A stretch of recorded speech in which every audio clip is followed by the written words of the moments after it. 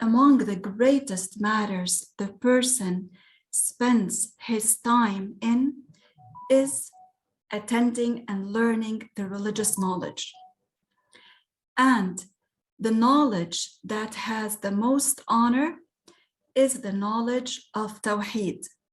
The knowledge of Tawheed is the knowledge that pertains to knowing what befits to be attributed to Allah and what does not befit to be attributed to Allah. With this knowledge, one knows what befits to be attributed to the prophets of Allah and what does not befit to be attributed to the prophets of Allah. From this knowledge of Tawheed, one learns this. And the knowledge of Tawheed has the highest honor, the highest merit.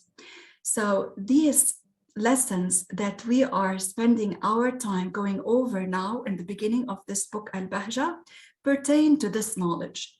So as you can see, there is great reward, inshallah, in learning this knowledge and in spreading it. So I do hope that you will help me in spreading this knowledge, lillahi ta'ala. So every one of us puts a sincere intention in one's heart that he wants to spread the true creed, a creed of the Messenger of Allah, alayhi salatu wassalam, because it was said that what people need the most of nowadays is the religious knowledge. They might not know this. Many people do not know that this is what they need the most of right now. Some people might think they need money more. Some people might think they need food more.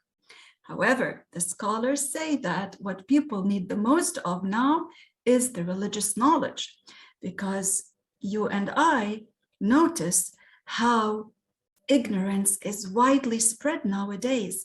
Many people, unfortunately, do not know matters that pertain to the basics of the knowledge. And that is because there are not many people who are teaching it. And because some who are teaching, unfortunately, are not teaching the proper knowledge as conveyed from the Messenger of Allah, alayhi salatu wassalam, the way he taught it to his companions, the way they taught it to the followers, and they taught it to their followers, and until it reached us.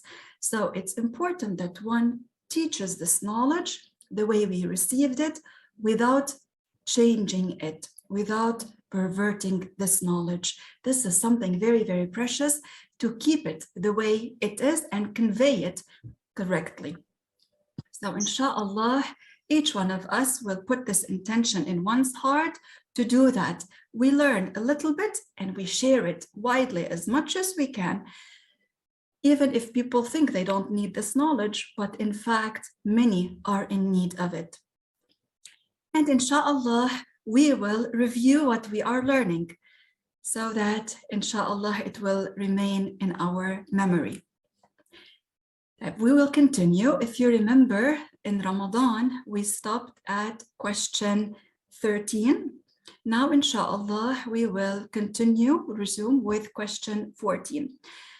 So what does it mean to say about Allah ad-Da'im, the everlasting? When we say about Allah that his existence is everlasting, that he is ad-Da'im, it means that his existence is not followed by non-existence. No, it means the existence of Allah has no beginning. It will not be followed by non-existence. Rather, the existence of Allah has no end.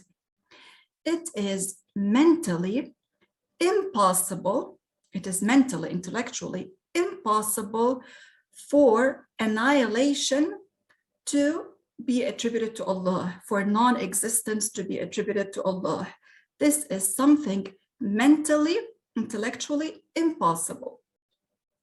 Whatever exists and then stops existing, it means it is in need of one who specified it with that, who specified it with stopping to exist at a certain period of time.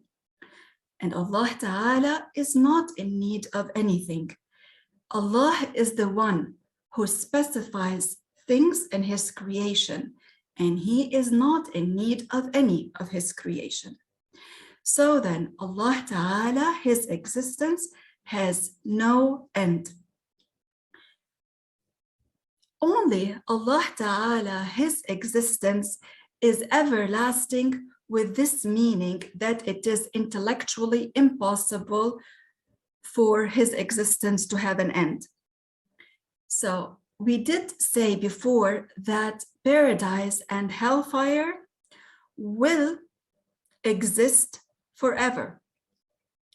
They will exist forever because Allah specified them with that, because Allah willed for that for them. So hellfire and paradise will remain forever because Allah Ta'ala willed for them to remain forever.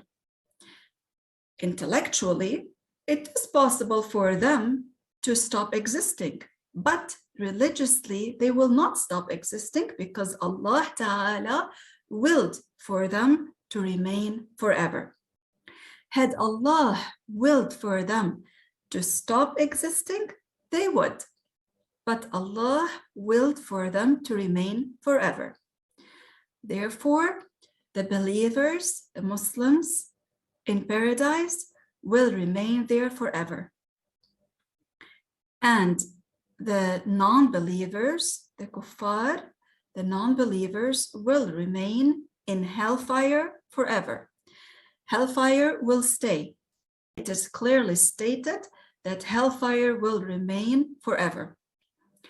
We ask Allah Ta'ala to admit us to paradise without torture. So one should work for that. One should work to be among those who enter paradise without torture. And once the believer is in paradise, he will be there forever in this great abode of bliss and enjoyment, mashallah, where there is no pain, no sorrow, no sadness, no hardships, no one hurting another, mashallah. For this, one should strive. The pleasures of this world are very short. No matter how much pleasure one might have in this life, it will eventually come an end. And there are days where one is happy, another day maybe one is sad. This is life. For the believer, this life has lots of calamities, lots of hardships. This life is not paradise.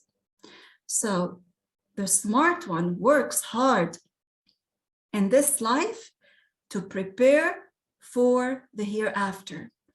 And the one of us does not know when the time for the existence here for us will come to end. We do not know when death will come upon us. It might be in 10 years, it might be much before that. We don't know. We hear often about friends, family members, loved ones, that they died and we did not expect that and they did not expect that.